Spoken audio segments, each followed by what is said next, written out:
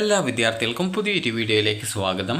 ഈ വർഷത്തെ KEAM 2024 MBBS BDS കോഴ്സുകൾ ഒഴികെയുള്ള മെഡിക്കൽ ആൻഡ് മെഡിക്കൽ അനുബന്ധ കോഴ്സുകളിലേക്കുള്ള പ്രവേശനത്തിനായിട്ടുള്ള സെക്കൻഡ് അലോട്ട്മെൻറ്റ് പ്രസിദ്ധീകരിച്ചു. അതായത് മെഡിക്കൽ ആൻഡ് മെഡിക്കൽ അനുബന്ധ കോഴ്സുകൾ എന്ന് പറയുന്നത് ആയുർവേദ, ഹോമിയോ, സിദ്ധ, യുനാനി, അഗ്രികൾച്ചർ, അതുപോലെ forestry, veterinary, fisheries, corporation and banking, climate change and environment science, BTech biotechnology എന്നിങ്ങനെയുള്ള കോഴ്സുകളാണ്. അപ്പോൾ എന്നിങ്ങനെയുള്ള കോഴ്സുകളിലേക്കുള്ള സെക്കൻഡ് അലോട്ട്മെൻറ്റാണ് പ്രസിദ്ധീകരിച്ചിട്ടുള്ളത്. വിദ്യാർത്ഥികൾക്ക് ce.kerala.gov.in എന്ന വെബ്സൈറ്റ് ഓപ്പൺ ചെയ്ത് കീം 2024 കാൻഡിഡേറ്റ് പോർട്ടൽ എന്നുള്ള ലിങ്ക് വഴി വിദ്യാർത്ഥികൾക്ക് ഈ ഒരു പേജിലേക്ക് പ്രവേശിക്കാവുന്നതാണ്. ഇവിടെ നിങ്ങളുടെ കാൻഡിഡേറ്റ് ലോഗിൻ എന്നുള്ള ഭാഗത്ത് ആപ്ലിക്കേഷൻ നമ്പറും പാസ്വേഡും അതുപോലെ ആക്സസ് കോഡ് നൽകി ലോഗിൻ ചെയ്തുകൊണ്ട് വിദ്യാർത്ഥികൾക്ക് നിങ്ങളുടെ അലോട്ട്മെൻറ്റ് പരിശോധിക്കാവുന്നതാണ്.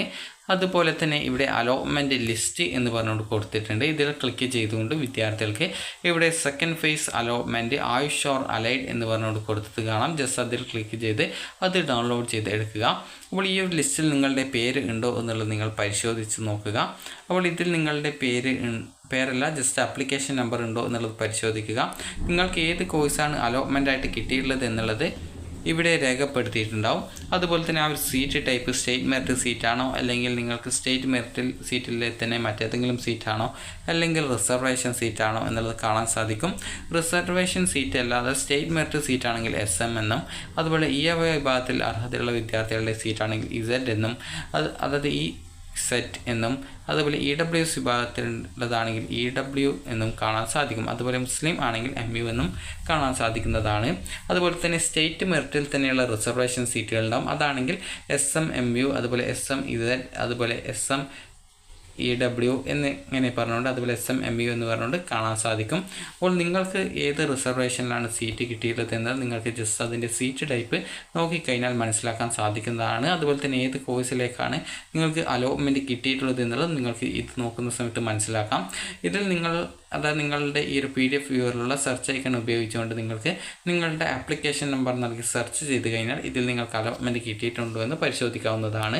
അതല്ല എന്നാണെങ്കിൽ വിദ്യാർത്ഥികൾക്ക് നേരത്തെ പറഞ്ഞതുപോലെ ലോഗിൻ ചെയ്തുകൊണ്ടും നിങ്ങൾക്ക് അലോട്ട്മെൻറ്റ് ലഭിച്ചിട്ടുണ്ടോ എന്നുള്ളത് നിങ്ങൾക്ക് പരിശോധിക്കാവുന്നതാണ്. ഇനി അലോട്ട്മെൻറ്റ് ലഭിച്ച വിദ്യാർത്ഥികൾ എന്ത് ചെയ്യണം എന്നുള്ളത് നമുക്ക് നോക്കാം. അതിനായിട്ട് വിദ്യാർത്ഥികൾക്ക് നോട്ടിഫിക്കേഷൻ ആൻഡ് പ്രസ് റിലീസ് എന്നുള്ള ഭാഗത്ത് നിങ്ങൾ എന്തൊക്കെയാണ് ചെയ്യേണ്ടത് എന്നുള്ളത് സംബന്ധിച്ചുള്ള ആ ഒരു നോട്ടിഫിക്കേഷൻസ് നൽകിയിട്ടുണ്ട്. ജസ്റ്റ് ആ ഒരു വിജ്ഞാപനം എന്നുള്ളതിൽ ക്ലിക്ക് ചെയ്ത് ഡൗൺലോഡ് ചെയ്തെടുക്കുക. അപ്പോൾ ഡൗൺലോഡ് ചെയ്ത് എടുത്തു കഴിഞ്ഞാൽ വിദ്യാർത്ഥികൾക്ക് ഇവിടെ കാണാനായിട്ട് സാധിക്കുന്നതാണ്. അതായത് ഈ രണ്ടാമത്തെ അലോട്ട്മെൻറ്റ് പ്രസിദ്ധീകരിച്ചിട്ടുണ്ട് എന്നുള്ളതാണ്.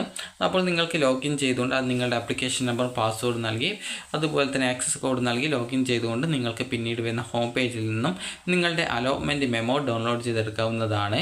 അപ്പോൾ അതിൻ്റെ നിർബന്ധമായിട്ടും ഒരു പ്രിൻ്റ് ഔട്ട് എടുക്കുക. ഒരു പ്രിൻ്റ് ഔട്ട് എക്സ്ട്രാ നിങ്ങളുടെ കയ്യിൽ വെക്കുക.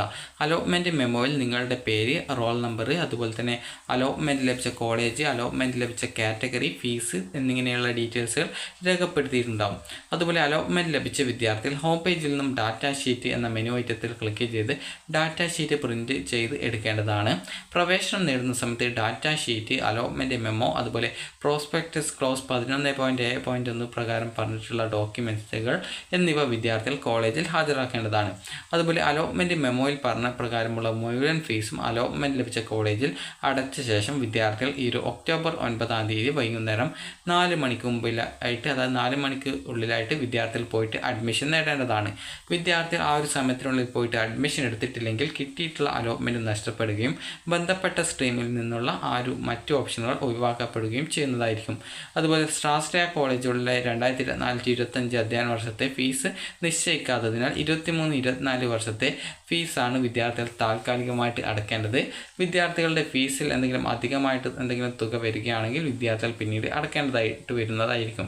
അതുപോലെ തന്നെ അലോട്ട്മെൻറ്റ് ലഭിച്ച വിദ്യാർത്ഥികൾ നിശ്ചിത സമയത്തിനുള്ളിൽ പ്രവേശനം നേടാതെ വിദ്യാർത്ഥികൾക്ക് ലഭിച്ച അലോട്ട്മെൻറ്റ് ബന്ധപ്പെട്ട സ്ട്രീമിലെ ഹയർ ഓപ്ഷനുകളും റദ്ദ് ചെയ്യുന്നതായിരിക്കും.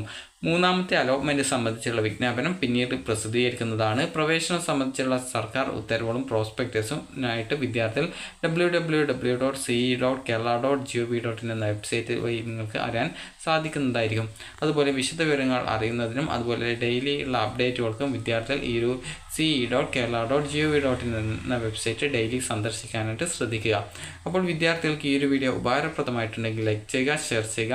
Thank you for watching.